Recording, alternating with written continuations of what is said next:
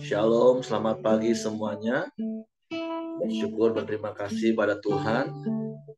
Pagi hari ini kita boleh bangun lagi dengan tubuh yang diberkati, dengan kekuatan kesehatan yang baru yang datang daripada Tuhan.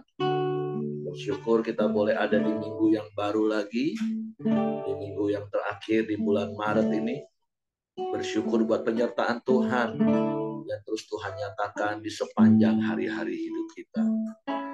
Pagi hari ini kita mau naikkan pujian, syukur, penyembahan kita hanya kepada Tuhan yang di sumber pengharapan, menjadi sumber kekuatan yang memampukan kita melewati hari-hari hidup kita. Bapa, kami bersyukur, kami berterima kasih kepadamu pagi hari ini.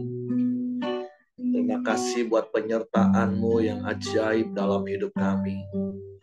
Hari demi hari, minggu demi minggu, bulan demi bulan, bahkan tahun demi tahun. Kami boleh lalui hari-hari kami dengan berbagai macam perkara yang kami alami. Tapi satu hal yang kami percaya dan kami syukuri, Engkau tidak pernah meninggalkan kami. Sebab itu kepadamu lah kami taruh pengharapan kami. Allah yang menjadi perlindungan bagi kami. Dan biarlah hati kami penuh, limpah dengan ucapan syukur kepadamu. Dan mulut kami penuh dengan pujian pengagungan kepadamu. Sebab hanya Engkau yang layak untuk dipuji, disembah. Tuhan, Kaulah pengharapanku. Ku percaya hanya kepadamu, Yesus. Kaulah perlindunganku, Engkau yang selalu ku puji. Sekali berkatakan Tuhan, Tuhan, Kaulah pengharap. Ku percaya hanya kepadamu, Yesus. Kaulah perlindunganku, Engkau yang selalu ku puji. Mulutku penuh dengan pujian kepadamu, ya Yesus Tuhan. Sepanjang hari ku beri penghormatan kepadamu, ya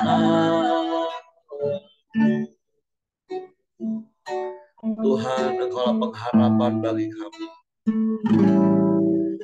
Tuhan, Kaulah pengharapanku. Ku percaya hanya kepadamu. Amin. Yesus, Kaulah perlindunganku, Engkau yang selalu ku puji. Mulutku penuh dengan pujian kepadamu, ya Yesus Tuhan. Sepanjang hari ku beri penghormatan kepadamu, ya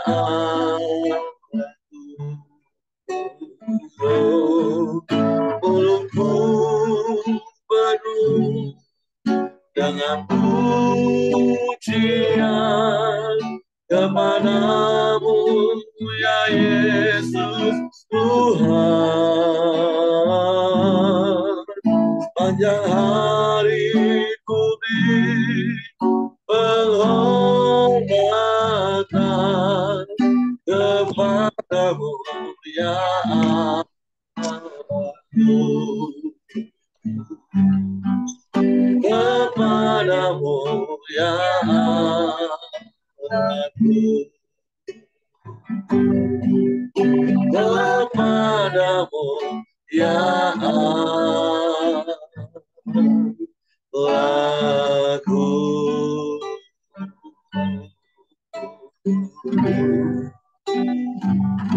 Hanya kepadamu, hanya kepadamu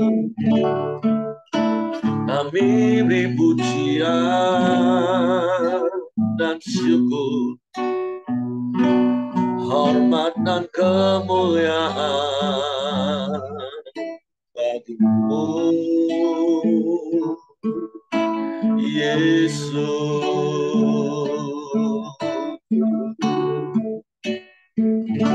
Sebab Kaulah satu-satunya pengharapan kami, sebab Kaulah satu-satunya perlindungan kami, Kaulah satu-satunya penolong bagi kami.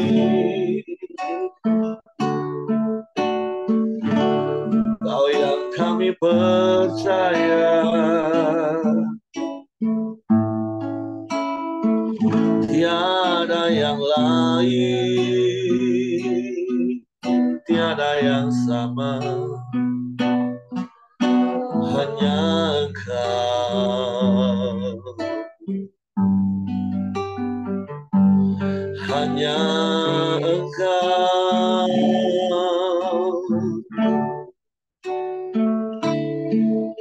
Kami bersyukur, kami bersyukur, kami memuji, meninggikan namamu, Yesus, Tuhan, ajaib Kau selamanya, layak dipuji, layak disembah, ditinggikan, dimuliakan selamanya.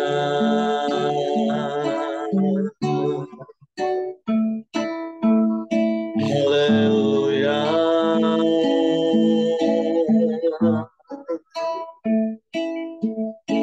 Haleluya.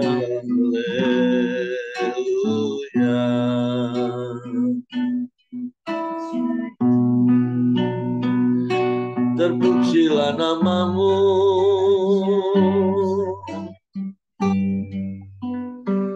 terpujilah namamu,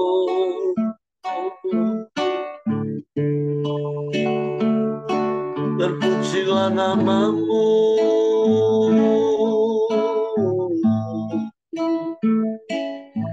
Yesus Tuhan.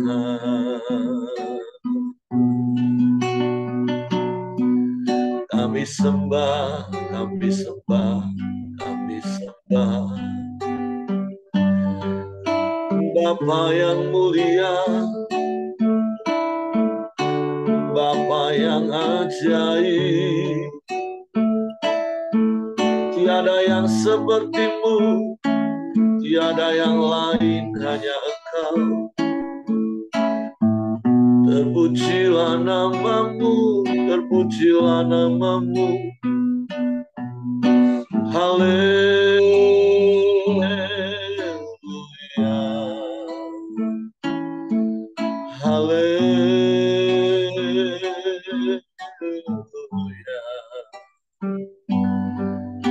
Ajaib Kau Tuhan, ajaib kuasa-Mu. Kau Allah yang dahsyat, Allah yang hebat, yang berkuasa di bumi di surga, yang berdaulat atas semesta, yang berdaulat atas hidup kami.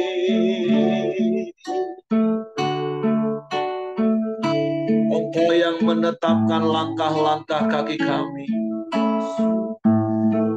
sehingga kami tidak menyimpang ke kanan dan ke kiri, tapi kami berjalan di dalam jalan-jalan-Mu Tuhan. Kau yang menuntun langkah kami, Kau yang menuntun hidup kami dengan kasih setia-Mu yang selalu baru setiap pagi. Kau nyatakan bagi kami Tuhan. Betapa hati kami bersyukur kepadamu. Kami bangga punya Bapa yang seperti-Mu. Kami bangga punya Allah yang seperti-Mu. Terima kasih, terima kasih. Terpujilah nama-Mu, terpujilah nama-Mu, Yesus Tuhan. Mulialah nama-Mu, mulialah nama-Mu, mulialah nama-Mu, Yesus. Kami sembah, kami puji, kami tinggikan, kami muliakan selamanya.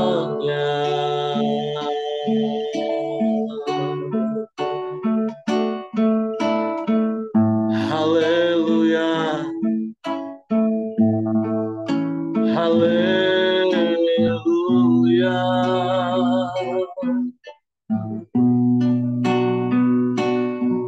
Terpujilah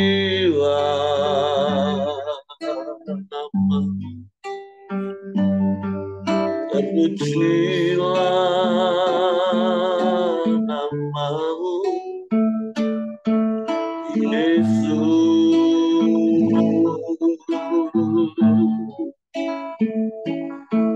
Yesus Tuhan.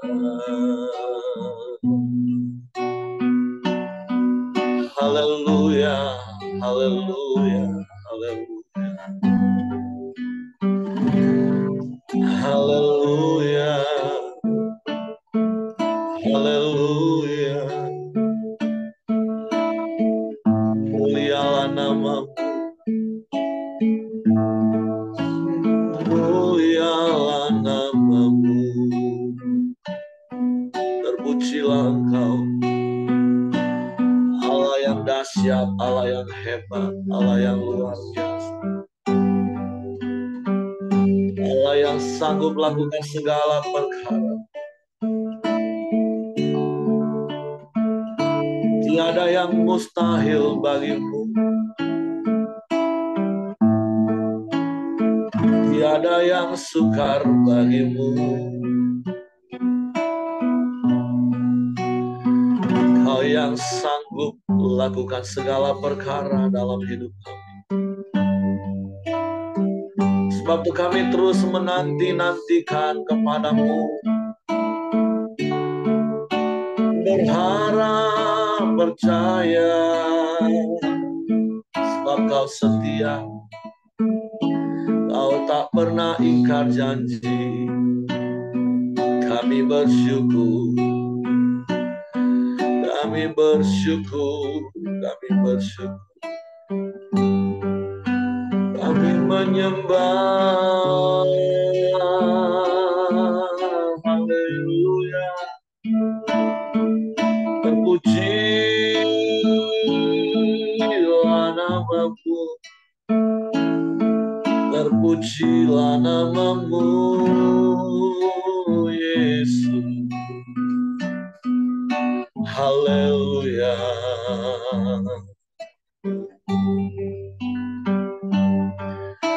Haleluya.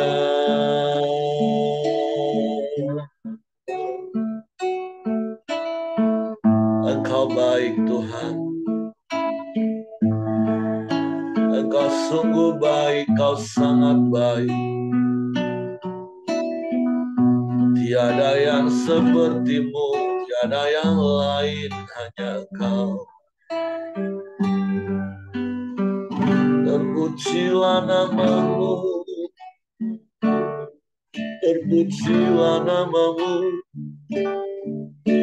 Haleluya.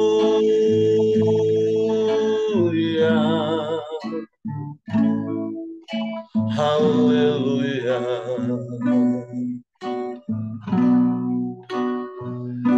Kaulah segalanya.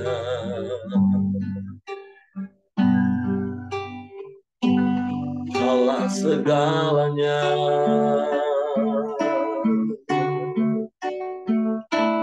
Sebab itu hanya kepadamu hati kami percaya. Dan hanya kepadamu kami mau mempercayakan seluruh hidup kami. Sebab kami aman di dalam-Mu Tuhan. Kami tenang di dekat-Mu ya Allah. Kami bersyukur, kami bersyukur,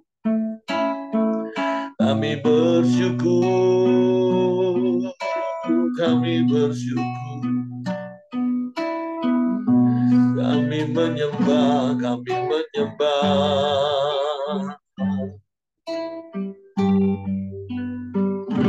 Kami memuji,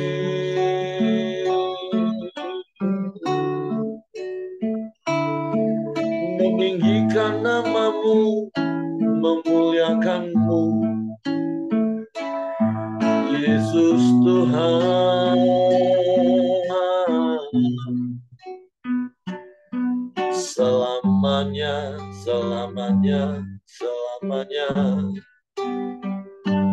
Kami menyembah,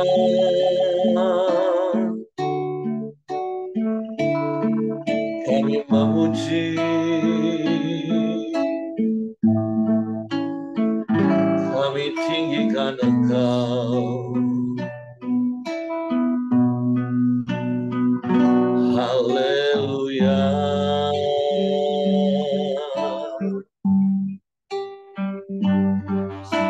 Haleluya.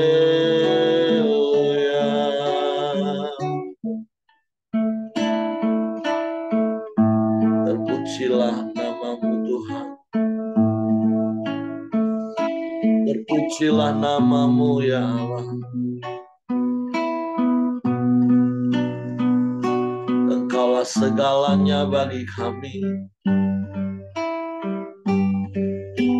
Tiada yang lain, hanya Engkau. Hanya kepadamu, hanya kepadamu.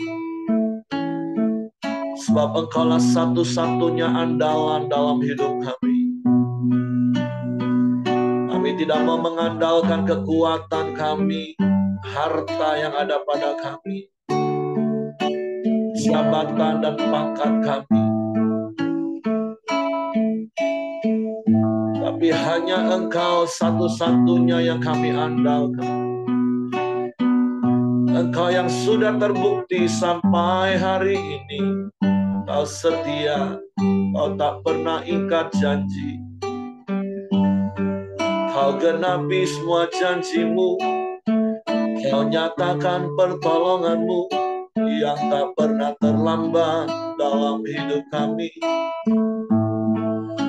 Kami bersyukur,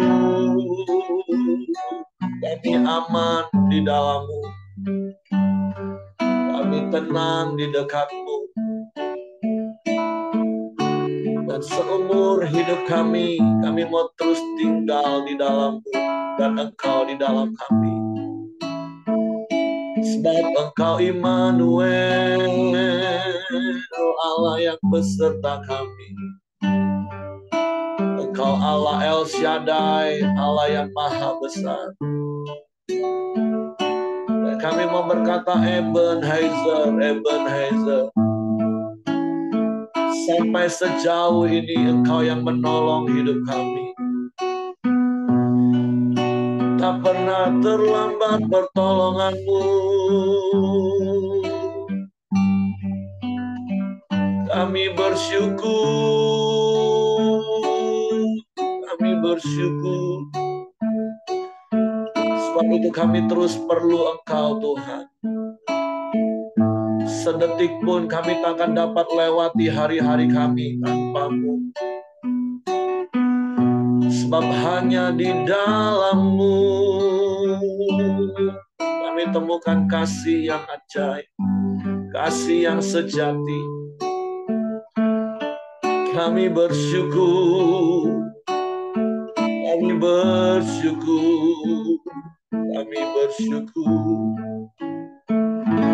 Kami bersyukur, terpujilah nama-Mu, terpujilah nama-Mu, Yesus, Tuhan.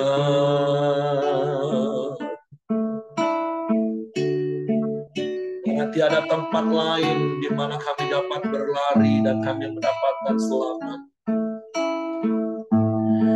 Tiada tempat lain di mana kami dapat berlari dan kami mendapatkan perlindungan yang teguh. Tiada tempat yang lain di mana kami dapat berlari dan kami mendapatkan jawaban selain hanya di dalam-Mu Yesus Tuhan. Kami perlu Engkau setiap saat, setiap waktu dalam hidup kami.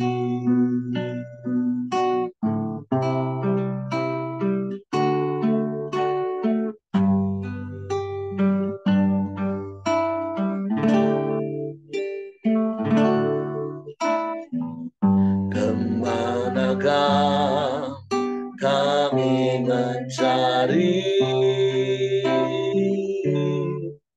kasih sejati?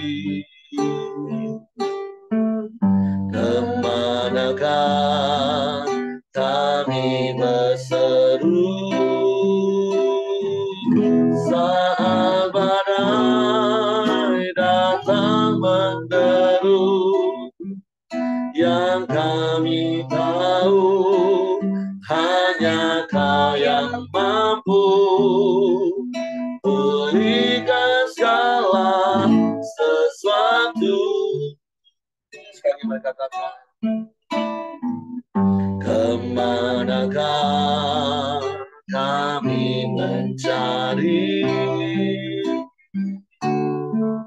kasih sejati? Kemanakah kami berseru saat badai datang menderu? Yang kami tahu hanya Kau yang mampu pulihkan segala sesuatu. Kami perlukan keajaiban-Mu. Kami butuhkan sentuhan tangan-Mu. Kami tak dapat jalan sendiri. Kami perlukan Tuhan. Tiada tempat lain hanya di dalam-Mu Yesus Tuhan. manakah kami mencari kasih sejati? Kemanakah kami berseru saat badai datang menderu? Yang kami tahu hanya Kau yang mampu pulihkan segala sesuatu.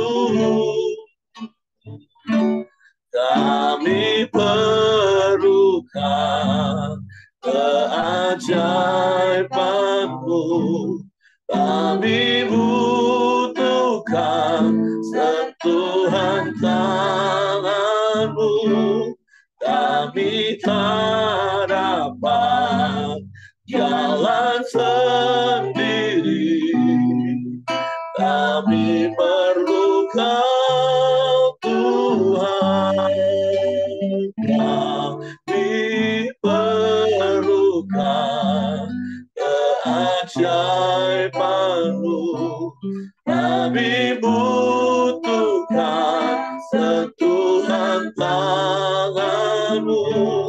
Kami tak dapat jalan sendiri. Kami perlu Kau, Tuhan. Kami perlu Kau, Tuhan. Kami perlu Kau, Tuhan.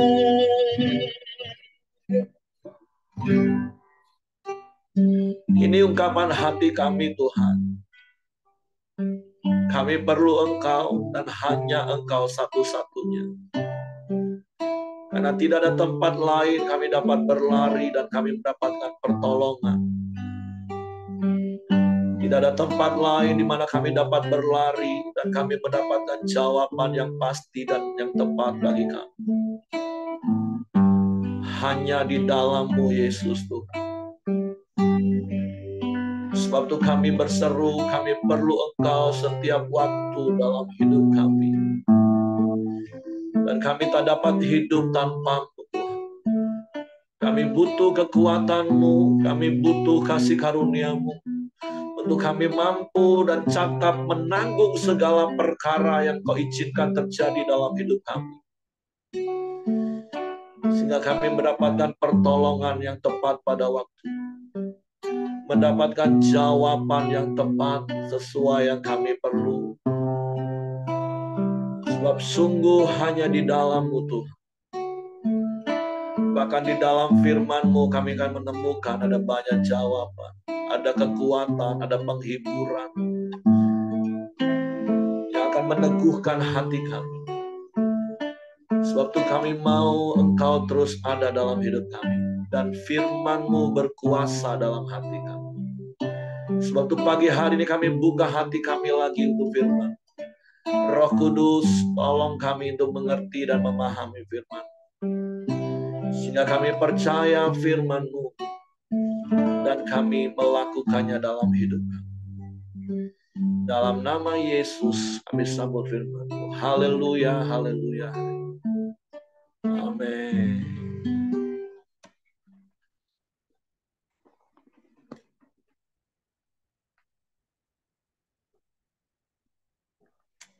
Oke, shalom, selamat pagi semuanya. Hari ini kita mau lanjutkan renungan kita di dalam kitab 2 Tawarik, pasalnya yang ke-23. Ini lanjutan dari pasal yang kemarin. Tetapi dalam tahun ke-7, Yoyada memberanikan diri dan ia mengadakan persepakatan dengan para kepala pasukan 100, yakni Azaria bin Yeroham, Ismail bin Yohanan, Asaria bin Obed, Maasaya bin Adaya, dan Elisafat bin Sikri. Mereka mengelilingi Yehuda dan mengumpulkan orang-orang Lewi dari semua kota di Yehuda, serta kepala-kepala puak orang Israel, dan mereka semua datang ke Yerusalem. Lalu seluruh jemaah itu mengikat perjanjian dengan raja di rumah Allah, kata Yoyada kepada mereka, lihatlah anak raja, biarlah ia memerintah seperti yang telah difirmankan Tuhan tentang anak-anak Daud. Inilah yang harus kamu lakukan, sepertiga dari kamu, yakni yang selesai bertugas pada hari Sabat, baik imam maupun orang Lewi, haruslah menjadi penunggu pintu. Sepertiga lagi haruslah berada di istana raja, dan sepertiga pula di pintu gerbang dasar, sedang seluruh rakyat haruslah berada di pelataran rumah Tuhan. Siapapun tidak boleh memasuki rumah Tuhan selain daripada imam dan orang-orang Lewi yang bertugas. Mereka boleh masuk karena mereka kudus. Betul kan? Pasal 23 hari ini kan? Betul Bapak Ibu ya? Pasal 23 hari ini ya. Tetapi seluruh rakyat haruslah... 24 ya Pak. Oh 24 ya? Oke. Sorry kalau gitu. Terima kasih. Oke 24. Yoas berumur 7 tahun pada waktu ia menjadi raja, dan 40 tahun lamanya ia memerintah di Yerusalem. Nama ibunya ialah Sibia dari Barsheba. Ini jadi lanjutan dari yang pasal 23 tadi ya. Bahkan 22, bagaimana Yoas waktu itu disembunyikan dari pembunuhan atau pembantaian yang dilakukan oleh Atalia. Ya, seperti yang saya katakan, kitab Tawarik ini ada banyak pengulangan-pengulangan dari apa yang pernah dicatat di kitab Raja-Raja. Karena sekali lagi, kitab Tawarik ini kan ditulis oleh Ezra setelah pembuangan dari Babel. Supaya mereka mengingat lagi sejarah perjalanan bangsa mereka. Oke, saya baca lanjut. Yoas melakukan apa yang benar di mata Tuhan selama hidup Imam Yoyada. Yoyada mengambil 2 orang istri bagi dia. Dari mereka ia mendapat anak laki-laki dan anak perempuan. Kemudian Yoas bermaksud untuk membaharui rumah Tuhan. Ia mengumpulkan para imam dan orang Lewi dan berkata kepada mereka, pergilah kamu ke kota-kota Yehuda dan kumpulkanlah uang dari seluruh orang Israel untuk memperbaiki rumah Allahmu setiap tahun. Lakukanlah hal itu dengan segera. Tetapi orang Lewi itu tidak melakukannya dengan segera. Lalu raja memanggil Imam Yoyada dan bertanya kepadanya, mengapa engkau tidak menuntut kepada orang-orang Lewi untuk membawa dari Yehuda dan dari Yerusalem pajak yang dikenakan Musa, hamba Allah itu, kepada jemaah Israel untuk kemah tempat hukum Allah? Sebab anak-anak Atalia, perempuan fasik itu, telah membongkar rumah Allah, bahkan memakai barang-barang kudus rumah Tuhan untuk para Baal. Sesudah itu raja memerintah supaya dibuat sebuah peti dan ditempatkan di depan pintu gerbang rumah Tuhan. Lalu menyuruh mengumumkan di Yehuda dan di Yerusalem bahwa orang harus membawa bagi Tuhan pajak yang dikenakan Musa, hamba Allah itu, kepada orang Israel di padang gurun. Maka bersukacitalah semua pemimpin dan seluruh rakyat. Mereka datang membawa pajaknya dan memasukkannya ke dalam peti itu sampai penuh. Setiap kali peti itu dibawa masuk untuk diperiksa oleh orang-orang Lewi atas nama raja, dan apabila mereka melihat bahwa sudah banyak uang di dalamnya, maka datanglah panitera raja dan kuasa usaha imam kepala mengeluarkan isi peti itu. Kemudian mereka mengangkat peti itu, lalu menaruhnya pula di tempatnya. Demikianlah mereka lakukan setiap kali, dan banyaklah uang yang dikumpulkan. Raja dan Yoyada menyerahkan uang itu kepada mereka yang memanduri pekerjaan pada rumah Tuhan. Mereka ini mengupah tukang-tukang pahat dan tukang-tukang kayu untuk membaharui rumah Tuhan, juga tukang-tukang besi dan tembaga untuk memperbaiki rumah Tuhan. Setelah itu mulailah tukang-tukang itu bekerja. Pekerjaan perbaikan maju di bawah tangan mereka. Mereka membangun kembali rumah Allah menurut keadaan semula dan mengokohkannya. Setelah mereka selesai, mereka membawa uang yang kelebihan kepada Raja dan Yoyada. Uang itu dipakai untuk membuat perkakas-perkakas rumah Tuhan, yakni perkakas-perkakas untuk penyelenggaraan kebaktian, perkakas-perkakas untuk korban bakaran, juga cawan-cawan dan perkakas-perkakas emas dan perak. Sepanjang umur Yoyada, korban bakaran tetap dipersembahkan dalam rumah Tuhan. Yoyada menjadi tua dan lanjut umur, lalu matilah ia, 130 tahun umurnya ketika ia mati. Ia dikuburkan di kota Daud di samping raja-raja, karena perbuatan-perbuatannya yang baik di Israel terhadap Allah dan rumahnya. Sesudah Yoyada mati, pemimpin-pemimpin Yehuda datang menyembah kepada raja. Sejak itu raja mendengarkan mereka. Mereka meninggalkan rumah Tuhan Allah nenek moyang mereka, lalu beribadah kepada tiang-tiang berhala dan patung-patung berhala. Oleh karena kesalahan itu, Yehuda dan Yerusalem tertimpa murka. Namun Tuhan mengutus nabi-nabi kepada mereka supaya mereka berbalik kepadanya. Nabi-nabi itu sungguh-sungguh memperingatkan mereka, tetapi mereka tidak mau mendengarkannya. Lalu roh Allah menguasai Zakaria anak Imam Yoyada.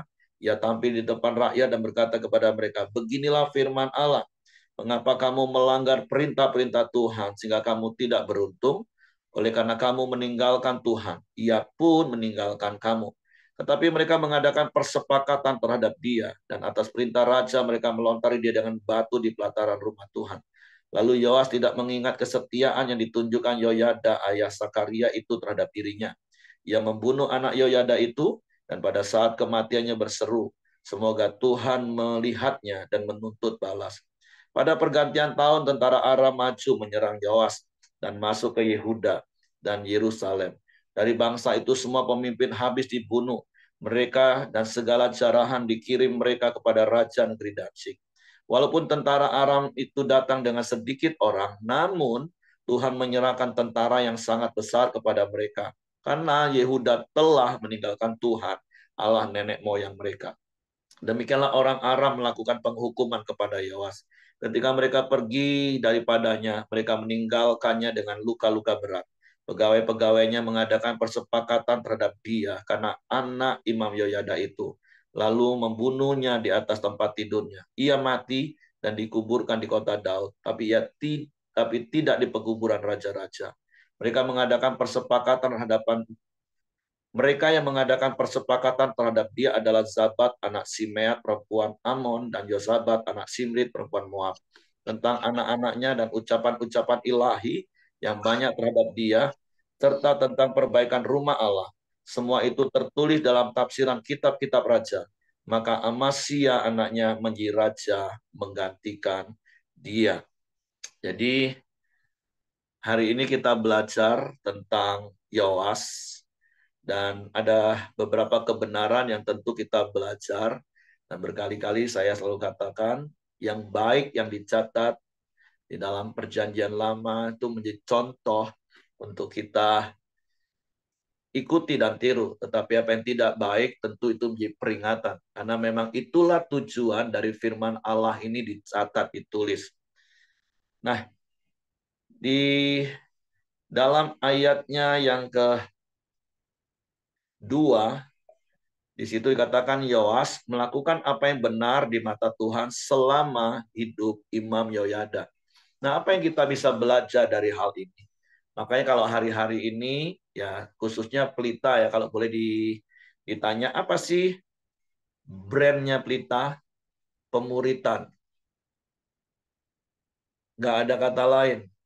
Karena tentu secara pribadi memang kita bisa membangun keintiman dengan Tuhan. Tapi untuk kita bisa membangun keintiman dengan Tuhan, kita ini butuh ada yang namanya orang yang mementor kita, memuridkan kita.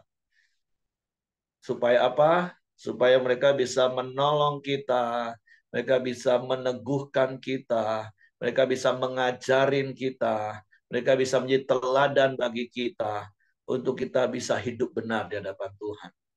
Makanya sekali lagi, kalau malam ini ada pemuritan pria, sekali lagi saya mengundang, saya mendorong, saya menghimbau untuk para pria, engkau hidup di dalam komunitas, di dalam pemuritan. Tidak ada satupun dalam dunia ini orang yang bisa berdiri kuat sendirian.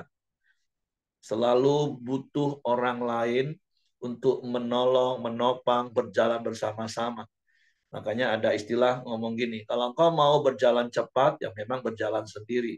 Dan kita tahu orang yang mau jalan cepat-cepat itu, justru itu yang kadang seringkali tersandung, jatuh, karena ya pengen cepat-cepat, pengen buru-buru. Tapi kalau engkau pengen berjalan jauh, stabil, konsisten, berjalanlah bersama-sama. Nah, kita bisa baca dari kisah hari ini. Jelas seperti apa yang dicatat di dalam ayat yang kedua. Yoas itu melakukan apa yang benar di mata Tuhan selama hidup Imam Yoyada. Tapi kita baca tadi ketika Yoyada meninggal, maka akhirnya Yoas nggak finishing well. Dia melakukan sesuatu yang sangat-sangat jahat. Jadi kebenaran yang pertama yang kita mau belajar pagi hari ini untuk kita praktekkan, hiduplah di dalam pemuritan. Carilah seseorang yang kita dengan rendah hati kita mau submit. Kalau ada apa-apa, kita bisa minta nasihat. Ada apa-apa, kita bisa minta advice untuk kita terus berjalan. Karena ada kalanya, ada masa di mana kita bisa goyah, di mana ada kalanya di mana kita punya keinginan untuk menyimpang ke kanan dan ke kiri. Dan kalau nggak ada orang yang kembali mengarahkan kita, menolong kita, meneguhkan kita, menguatkan kita, menghibur kita. Ya, seperti yang berkali-kali saya katakan, menyimpang itu mungkin bukan belok kiri atau putar kepala. Menyimpang itu memang nggak terasa, sedikit, sedikit, sedikit, sedikit, mungkin 0,0 sekian derajat, tapi bergeser terus tanpa ada yang mengarahkan kembali ke track yang benar, ya ujungnya itu sudah sangat melenceng jauh. Nah, jadi hal yang pertama yang bisa kita belajar pagi hari ini, hiduplah di dalam pemuritan. Bukan cuma kita dimuridkan orang, tapi kita juga mau belajar memuridkan orang. Karena Paulus katakan pemuritan itu minimal harus sampai 4 generasi. Seperti yang Paulus katakan, apa yang telah kau terima daripadaku, ajarkanlah itu kepada orang yang cakap mengajar orang lain. Nah, ketika 4 generasi itu berjalan, itu akan terus mengalir sampai ke bawah. Dan seperti yang saya katakan tadi, kemarin juga diumumin, ya dimulailah dari yang namanya pemuritan pria, pemuritan wanita. Kita berdoa bersama-sama supaya Pelita Community ini mengalami sebuah ledakan ketika pria-prianya pulih dan hidup benar seumur hidupnya. Kenapa? Karena ada sahabat rohani, ada pemurid yang mendampingi perjalanan hidup kita masing-masing. Jadi itu hal yang pertama dan itu sangat mungkin dipraktekkan. Dan paling tidak malam ini sekali lagi para pria silakan datang untuk engkau dimuridkan dan memuridkan tentunya. Nah, hal yang kedua yang kita bisa belajar selain peringatan sekaligus yang berkaitan dengan poin yang pertama tadi saya katakan, karena Yoyada akhirnya meninggal, Yoas akhirnya melenceng dan melencengnya itu sudah menjadi sangat jauh dan semakin jauh. Nah, hal yang kedua yang perlu kita bisa belajar, menjadi seorang pemimpin itu bisa mengarahkan orang yang dipimpin dan memberikan arahan yang jelas sehingga orang yang kita pimpin itu melakukan apa yang kita perintahkan, apa yang kita arahkan itu dengan sukacita.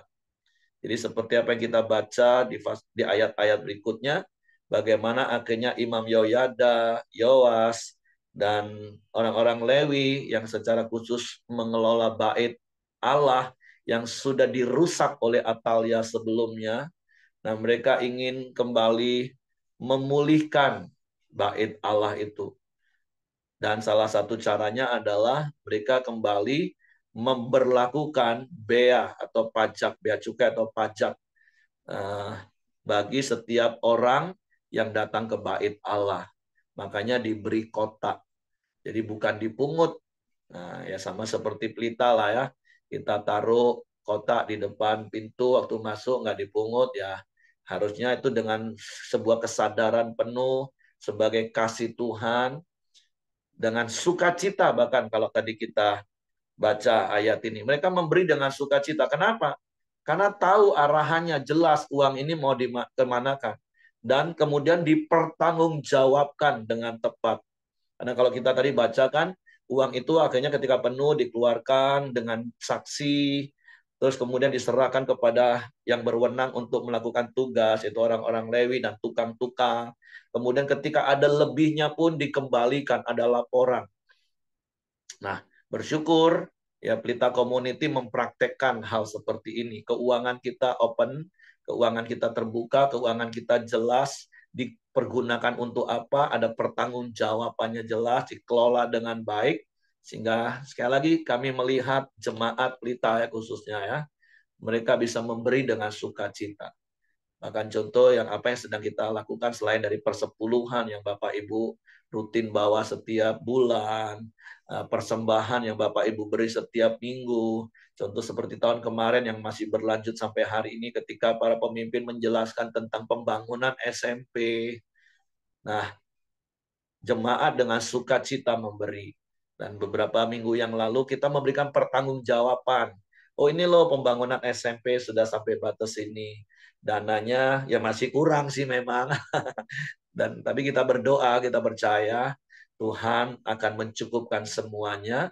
Karena kita percaya apa yang kita kerjakan bukan untuk kepentingan manusia, tetapi kepentingan kerajaan Allah. Kita mau sekolah yang kita bangun itu akan melahirkan anak-anak muda yang takut akan Tuhan, yang akan menjadi pemimpin gereja, bahkan pemimpin bangsa. Nah, jadi ini hal yang kedua yang bisa kita pelajari. Jadi kita menjadi pemimpin itu yang bisa memberikan teladan, memberikan arahan yang jelas, terus memberikan pertanggungjawaban. Sehingga umat Tuhan, jemaat Tuhan itu bisa melakukan apa yang kita arahkan itu dengan sukacita. Nah, jadi dua hal itu saja yang ingin saya sampaikan pagi hari ini. Jadi yang pertama, hiduplah dalam komunitas sel, komunitas yang benar, hiduplah di dalam pemuritan, supaya apa? Supaya sepanjang umur hidup kita, kita bisa hidup benar. Jadi jangan pernah ngomong, oh, makanya kayak kemarin saya ngobrol, udah cukup online. Ya, selama masa pandemi, memang mau tidak mau keadaan membuat kita bisa ibadah online itu aja udah puji Tuhan, haleluya. Karena memang waktu itu distancing sosial, social distancing, nggak boleh kumpul, nggak boleh dekat-dekat. Sehingga ya mau tidak mau hanya dalam bentuk online. Tapi ya itu nggak akan menolong banyak. Pokoknya kan cukup aku dengar aja firman Tuhan. Enggak Bapak Ibu. Bahkan untuk praktek firman Tuhan saja saya mau katakan kita butuh orang. Ya ada banyak hal. Kalau lebih lagi saya ledekin orang gini, ya kamu gereja online. Nanti waktu maaf ya kalau anakmu menikah contoh ya nanti YouTube itulah akan memberkati anakmu. Maaf kalau nanti kamu mati YouTube itulah yang nanti akan mengubur kamu. Ya kamu hubungin aja YouTube itu. Contoh. Sorry YouTube ini dalam artian ya medianya ya, bukan institusi YouTube-nya bukan. Nah, tapi sekali lagi jangankan untuk kita hidup benar, supaya ada yang menolong, membimbing, menguatkan, meneguhkan kita. Untuk mempraktekkan firman yang kita dengar aja kita butuh orang. Jadi ya sekali lagi, mari hiduplah dalam komunitas sel, hiduplah dalam pemuritan, supaya kita finishing well. Yang kedua, kalau posisi kita sebagai pemimpin, jadilah pemimpin yang memberi arahan dengan jelas, penuh pertanggungjawaban. Kalau posisi kita sebagai umat Tuhan, maka lakukanlah arahan pemimpin kita itu dengan sukacita. Karena sekali lagi ada nilai di kita, pelayanan itu bukan beban, tapi sebuah kehormatan. Kita bisa memberi, itu sebuah kehormatan bagi kita. Karena siapa kita sih mau memberi untuk Tuhan, itu sebuah kehormatan. Maaf kalau kita bisa memberi kepada orang miskin itu bukan sebuah kehormatan, tapi memang karena kita mampu. Tapi kalau kita bisa memberi kepada Tuhan yang sebenarnya nggak butuh apapun dari kita. Tapi kita mau memberi dan kemudian Tuhan berjanji dia akan memberi lagi. Itu adalah sebuah kehormatan bagi kita. Jadi jangan jadi sebuah beban. Oke, itu saja yang saya mau sampaikan dua hal ini. Mari kita praktekkan firman Tuhan. Saya kembalikan kepada Hengki. Ya, mari kita masuk dalam doa kita di pagi hari ini. Bapak, terima kasih. Kami bersyukur ya Tuhan buat pagi hari yang indah ini. Buat setiap kami bisa hadir, bisa bangun dengan keadaan baik dan sehat ya Tuhan. Kami juga bersyukur buat segala kebenaran firman-Mu yang telah kami baca ya Tuhan. Biarlah kami mau hidup di dalam komunitas ya Tuhan. Dan juga kami mau hidup di dalam pemuritan ya Bapa. Biarlah apapun yang kami tahu, kami butuh pengajaran ya Tuhan. Supaya kami tahu segala nilai-nilai kebenaran firman-Mu, supaya kami tidak goyah ya Tuhan. Kami selalu kokoh dengan iman percaya kami kepada Engkau ya Tuhan. Sampai akhir hidup kami ya Tuhan, kami selalu teguh dan berpengharapan hanya kepada Engkau ya Tuhan kami, Yesus Kristus ya Bapa. Terima kasih buat Pak Heri yang telah menyampaikan kebenaran-Mu. Tuhan terus berkati Pak Heri, istri dan juga anak-anaknya ya Bapak. Dan juga secara khususnya buat perjalanan liburan Pak Heri dan istri dan Rudi dan Suryanti ya Tuhan. Hari ini ya Tuhan, Tuhan juga berkati perjalanan mereka. Biarlah dengan penuh sukacita, damai sejahtera atas perjalanan mereka ya Tuhan. Terima kasih ya Tuhan, dan juga berkati setiap kami yang hadir di pagi hari ini ya Tuhan, baik suami kami, baik istri, dan juga anak-anak, menantu, dan cucu kami. Tuhan juga berkati ya semua ya Tuhan. Tuhan terus ada di tengah-tengah keluarga kami ya Tuhan. Tuhan yang terus menolong keluarga kami. Tuhan yang terus memulihkan keluarga kami. Tuhan yang terus memberkati keluarga kami ya Bapak. Biarlah pengenalan akan Tuhan terus kami bawakan kepada anak-anak kami, bahkan istri dan suami kami ya Bapak. Terima kasih ya Tuhan, kami percaya, kami terus diberkati, apapun pekerjaan dan usaha kami, Tuhan juga berkati ya Bapak. Terima kasih, di pagi hari ini juga kami sepakat berdoa buat bangsa dan negara kami Indonesia. Biarlah bangsa ini dipenuhi sukacita-Mu, damai sejahtera-Mu ya Tuhan. Tuhan, kami berdoa buat bangsa ini ya Tuhan. Tuhan memberikan keamanan yang terbaik ya Bapa. Tuhan memberikan damai sejahtera-Mu atas bangsa ini ya Tuhan. Dan juga kami berdoa buat pemerintahan kami, buat presiden kami, menteri, gubernur, wali kota, bahkan bupati ya Tuhan. Biarlah mereka terus bekerja sama untuk membangun bangsa kami Indonesia, mensejahterakan rakyat Indonesia ini ya Tuhan. Tuhan berkati pemerintahan kami dan bangsa kami Indonesia ya Bapak. Terima kasih Tuhan, kami serahkan pemerintahan kami dan bangsa Indonesia ini ke bawah tangan kuasa-Mu. Mari kita masuk dalam doa Bapa kami.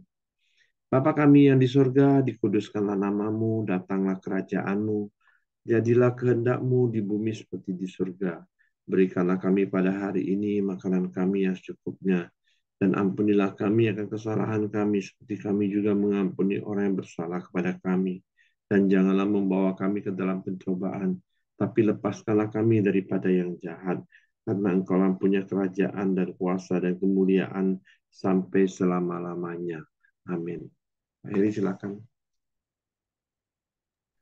Bapa, kami bersyukur kepadamu pagi hari ini, dan kami serahkan hidup kami sepanjang hari ini ke dalam tangan pengasihan-Mu. Pimpin tuntun langkah kami, supaya kami tidak menyimpang ke kanan dan ke kiri, tapi kami terus berjalan di dalam jalan-jalan-Mu, dan kami mengalami kemenangan datang pada kemenangan di dalam seluruh aspek hidup kami Tuhan, supaya Engkau dipermuliakan. Terpujilah nama-Mu Tuhan, tutup bungkus kami di kuasa darah Yesus, malaikat maga tempat tinggal kami, menyertai keluar masuk kami sepanjang hari ini. Dan biarlah kasih karunia Bapa, damai sejahtera dari Yesus Kristus, serta pimpinan persekutuan Roh Kudus menyertai kita sekalian mulai hari ini sampai Maranatha. Dia Yesus datang kali yang kedua. Di dalam berkat nama Tuhan Yesus Kristus. Haleluya. Amin. Oke, semangat pagi. Selamat beraktivitas. Tuhan memberkati. Saya izin untuk langsung end meeting ya Bapak Ibu ya, karena saya mau prepare. Sampai ketemu besok lagi. Tuhan berkati.